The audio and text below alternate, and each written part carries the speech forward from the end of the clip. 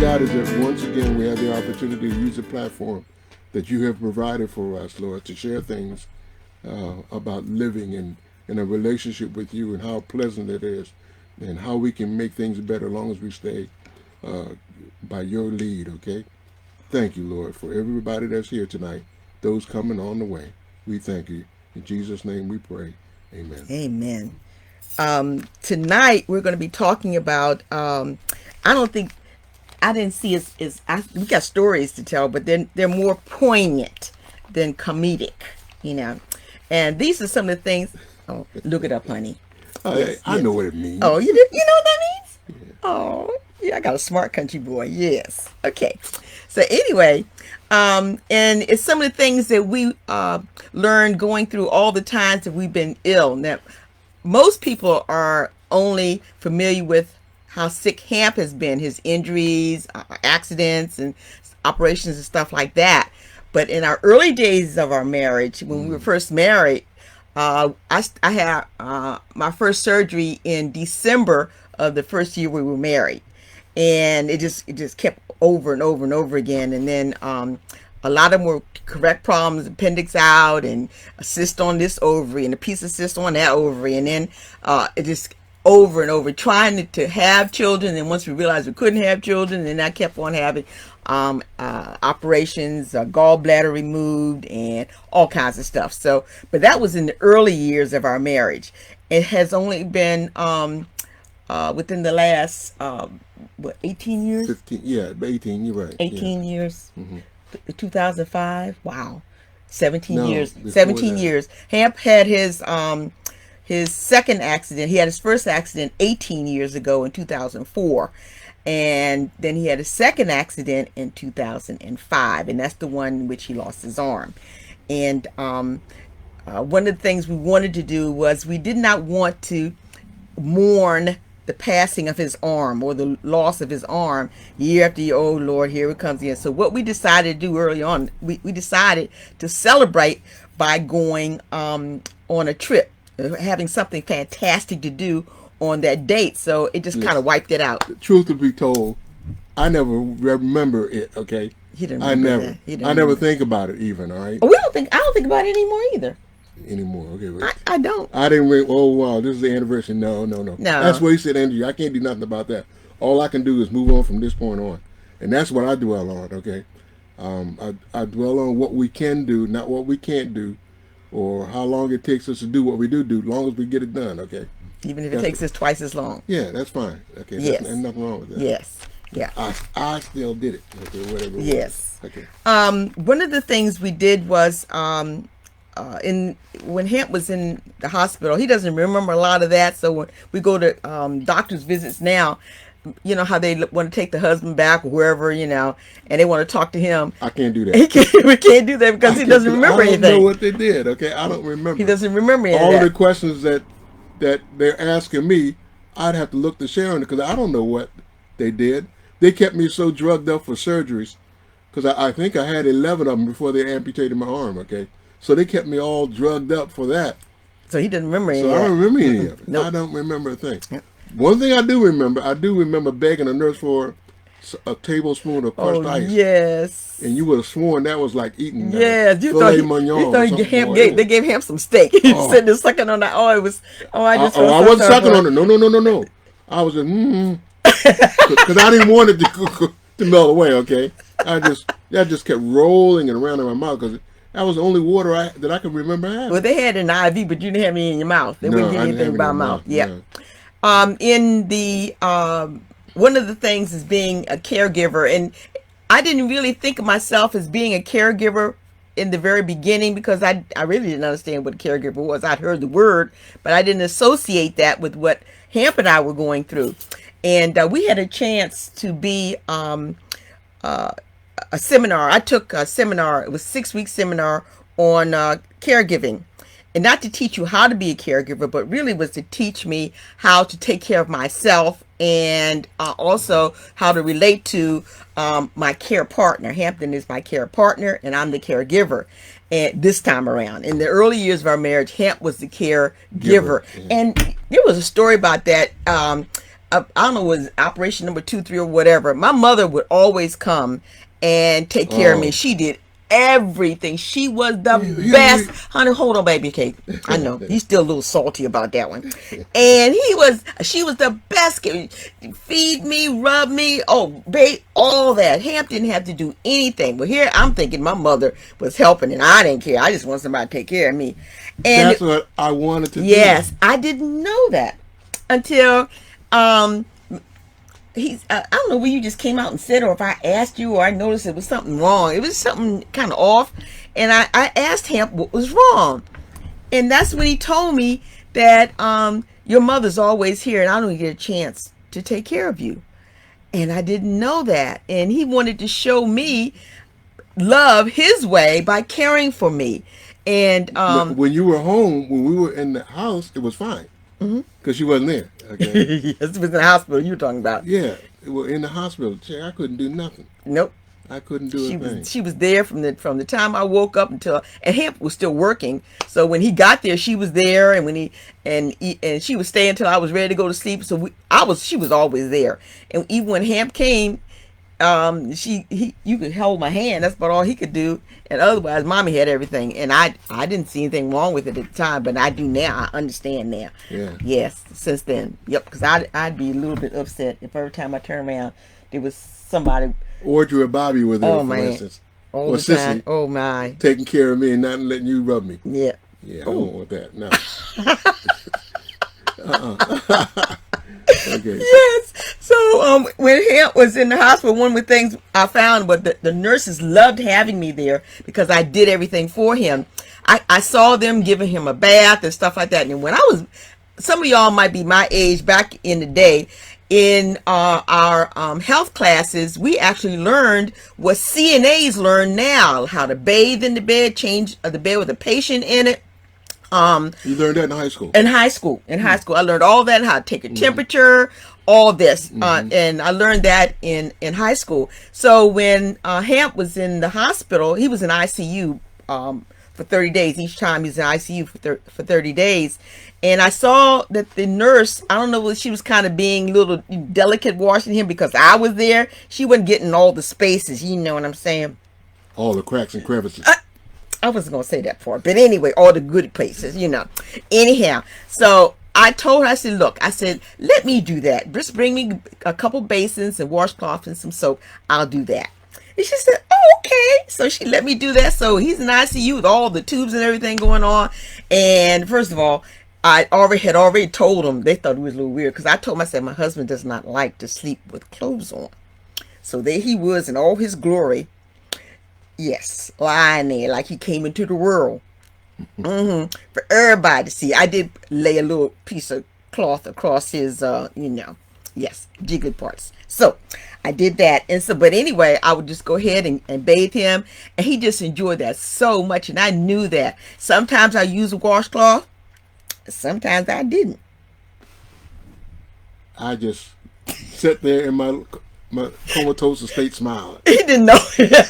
No, I didn't know. What happened was, though, when I was washing him, depending upon what I was using, the washcloth or, my hands, because sometimes, the soap would slip out with just, anyhow. His blood pressure would shoot up. Oh, yeah. I didn't know it was coming. I heard about that. I didn't know. But they kept seeing, because the monitors were at the nurse's station. Naval station. Naval station, yeah. At the nurse's station. And the monitors would go up. They would indicate something was going on. So they come running in to see what it was. And I'd be getting a bath. When Sharon told me that, I laughed. Like, yeah, that's me, all right. Yeah, yep. So I would go ahead, and then they were giving him some IVs that made him really, really ashy. It caused his sugar to spike. It looked like a milkshake they were giving him, and it made his sugar level top of over 300. So he started giving insulin. Well, if you're diabetic, you may notice, especially if you're dark skinned, then some of my white brothers and sisters won't get this part, but we get ashy. Anyhow, so he was getting real ashy. He was ashy from his head to his foot. And so I told the nurse, I said, look, he's ashy. And I said, the lotion you all gave me is not working. So she says, I got something. So she brought me something back. It looked like axle grease. It smelled like axle grease. But it took that ash completely away. He was so nice and glistening and glossy and all that he could slide out that bed if he turned the wrong way. But it really helped. It took all the ash away. Knowing that Hamp's love language is physical touch, he just enjoyed me putting all and I greased everything because I was there from 6 o'clock in the morning until 8, 10 o'clock at night. They had to run me out of there.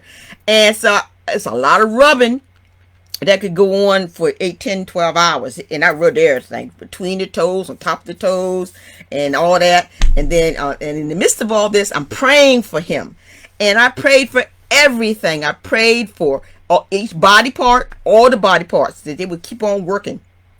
Yes. And I prayed, and when I ran out of body parts, I started praying for the hairs on him. All the hairs. Yes. I even prayed for the hairs on his knuckles and the hairs on his toes. I didn't know he had hairs on your toes until I looked. But I prayed for all that. And that went on for 30 days. And I know that made God so happy. He loves it when we go to him with prayer and ask for things. Wants us, and sometimes, not sometimes, all the time, if we give him the glory in the midst of all this turmoil, he will bless us. And he blessed me. He blessed Hampton. I fell in love with Hampton all over again. For 30 solid days, I prayed for him. I'm sorry, Lord. I don't think I prayed for you that much since. I'm sorry, baby. I'm sorry, Lord. Anyway, I prayed for him, but not quite as intensely. We kind of slack off. I gotta get better at that. That's okay. I pray for you every day. Okay. Well, I pray for you too, honey, but I don't pray for the hairs on your knuckles. But anyway, I pray for all. I didn't pray for the ones on your head.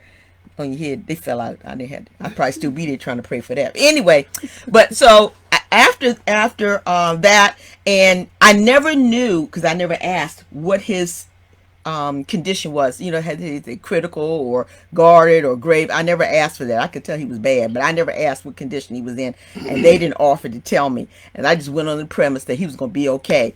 And when he was in there and he lost his arm, I remember praying and telling the Lord, I said, Lord, all I need is his head in a basket. You give me, because they were going to cut off his leg because he had a blood clot. So they were going to cut his leg off. And I said, I don't care what you got to do. Just leave me his head in a basket. And I promise I will cherish and honor him the rest of my life. I sure am glad he ain't listened to you. I'm very glad. Yeah. I didn't care. Long as I had your head, I was going to do that. That's all I needed. Yeah. So one of the ways that our husbands do, and I'm talking about this from my perspective, and you can kind of chime in because you were my caregiver for about 15 years, and is our husbands like to provide, protect, and profess. That's their job. Provide, profess, and protect. Provide a home for us, the funds for us. Go out and hunt and get the rabbits and the antelope and the cheetahs. Or did they eat cheetahs? I don't know. Anyway, all that. Cheetos. Okay. And then to protect us, so if there's a bump in the night, he would be the first one to jump up and run to the door to see what's wrong. Or if I heard something, I do. Hamp. Something's out there, and I'll be under the covers, and he would be the one going out there to greet whatever it was. He had a baseball bat. That's to greet whatever it was. Yeah, okay. With his bat, he had a baseball. He carried had a baseball bat by the bed, and he would get up and prance himself out to wherever it was in the house with the baseball bat protecting me, and I knew that man was ready to give his life. Especially if somebody out there had a gun and he had the bat. So, and then for to profess his love in any way that he, through his love language most of the time, it would be to profess, to tell us how much he loves us, to show me using my love language, if possible. But at that point, I don't think we had done 5 love languages yet, 30 years ago. We didn't know about that. So he was loving me through his way. Mm-hmm. And sometimes you love through our way, the way you give it, we may perceive it differently. For example, when you were bringing down that big bushel basket of vegetables, that was you were bringing a gift, weren't you? I was perceiving it as a service. Yes. So sometimes, we're able to meld a gift as a service, and it comes off as one of our love languages, and that's what I like that. Wow. Yeah, and that's Well, sweet. I Yes. took it seriously when they said I'm gonna love her through sickness and health, for rich or for poor. I took that seriously, and I enjoyed when I could taking care of you when you were ill. I enjoyed it, and I did not get upset cleaning up after you, or having to pick you up and carry you somewhere because you couldn't walk. Okay, that wasn't an issue for me. Um, it was my pleasure, as they say at Chick-fil-A. It's my pleasure. Okay, Yes. but that's the kind of thing that I was serious about you, girl. I really loved you. Oh, honey. Okay, I really am in love with you. I didn't want to let something like that come in between us. Oh, wow. I every now and then I see something online where they have this poll and ask I don't know how old these people are that they ask, but they asked somebody, or this one girl made a comment saying that she was going to leave out the part that said in sickness in her marriage vows. Oh yeah, Yeah. yeah. And she didn't want to say that part. Yeah. And I remember She actually said she wouldn't. she take wasn't care of me she wasn't going to take care of me if we got if sick. you got sick. Right. Yeah. And I remember in my marriage vows that I said, and I discussed this with him, I said, I took out the obey part. I said, I wasn't going to say that part. That was your problem. I told the pastor, and I told Hampton before the wedding, I was not going to say that part. That's it. Now I didn't get upset with her about that, guys. I didn't. I looked through my handbook and my heart and said, this is going to change. This too will change. Okay, it's going to change. Did it change? Yeah, it took 30 years, but it changed. Wait a minute, I obey you now? Oh, you sure do. When did I start obeying you? When did you stop obeying me? You have not. Okay, don't sound no stuff, Sharon, because you're on television. Girls, you know better. You know me. Yeah, they know. And so anyway, but I often said, not necessary. no, I know. No, I don't have to obey him because we just discuss it, and then I let him have the final word. Right? That's right. Yeah. One of the things was I was gonna say something, and the old thing came in my brain. I can't remember what I was gonna say.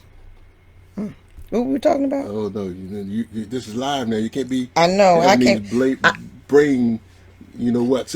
Now. I can't remember what I was gonna say. Oh Well, Lord. but we're 75 years old, guys, and we're getting to the point now where somebody's going to be sick. You keep on living, somebody's going to be sick. So you better prepare yourself. I know what it was. now. I know what it was. I don't know. Go ahead. Okay. I think that marriage counselors and pastors, they should always put in there what sickness really is, because this is going to become a bigger span of time where you're going to have to go through sickness than you're going to have to go through trying to obey somebody. And sickness, if someone had asked me 53 years ago what was sickness, when he gets a cold, or he catches the flu, or he might have an upset stomach or a little headache, I get him an aspirin, some orange juice, something like that. And of course, when I get sick, and of course, the men always think they got the remedy for all that ails us ladies. That's right. That's right. Anyway, but I never thought about a sickness that would last 18 years. I didn't think about that. I didn't think about the sickness where I would have to do everything for him from now on. I didn't think about that. And we need to, you tell the young folks that who are getting ready to get married, tell them what sickness looks like. Tell them. You use our story. Use somebody else. You got everybody on here got a family member who is taking care of somebody in sickness. And the thing is, we're trying to find out how not only to do that, but to stay in love and fall in love all over again. And we have found ways to fall in love. Some of the ways we have found to fall in love all over again in the midst of sickness, those are rocking chair memories. Those are the ones we sitting in a rocking chair and we start giggling. or one of those oldies but goodies come on the Yeah. radio and make you remember when this. Oh yeah. Hey, remember you couldn't reach that spot over here? Oh yeah, I reached it for you. Yeah. Yes. And if like you was getting ready to say, if you live long enough, you are either going to be a care partner like Hamp is right now, or a caregiver like I am right now. And one of the things that we learned in the seminar that we did one too. I'll tell you about is that you have to be annoyed and upset with the condition and not the person that has it. I got that from Reverend Butler. What, that part what I just said? Yes. Oh, I learned that in the seminar I was doing. Yes. You got that from him too? Yes. Yeah. He talked about it. We get upset with people and we hold grudges, but instead of it's not the person. It's the evil spirit that's. Oh, I'm not talking about the evil spirit part. Okay, what I was thinking about. Oh, okay. I was no. In the seminar, I was saying that if you have a care partner who has Alzheimer's or dementia or who had a stroke and can't move apart, don't be upset with them. Be upset with the condition. You know, and so I have learned not to take out my because I hate the fact that has one arm. I don't take that out on him. Instead, I love him to help him get over and we can find our love and fall in love in spite of the condition. If I had all the times that I had that I had things going on with me, Hamp never got upset with me. He had to be upset that I could not have children, that I kept having operations, that every time we turn around 3 or 4 operations a year for 5 and 6 years at a time, and he never got upset with me. It was because he was upset with the condition and that he was able to love me in spite of my condition. Yes. Yeah. We did a seminar, a congressional. That's what I was going to say. Yeah, we spoke. You want to tell them about that? Yeah, it was really well. We got involved. Well, Sharon got involved in it. Part of the seminar, they heard her talk, and they had a part of it where they asked me a question or something. Wanted to talk to the care receiver, care partner, the care partner, rather than the caregiver, because most of the people on the platform were caring for people who could not verbally respond. So we have a unique situation here where she is the caregiver and I'm the care receiver, care partner, and I can express myself. Very much so. Okay, so they were very interested in talking to us, and this was some members of Congress were there when we had this. It was all done on video. It was on a platform, on a Zoom platform, and they introduced us, and we had an opportunity to express how the caretaker and caregiver and care receiver, how it mattered to each other. Okay, so it was interesting. Yeah, it was interesting. Very often, even though, for example, my mother still she still talks. She recognizes me, even though she's in stages of dementia. She still is able to express what she doesn't want to do. Very much so.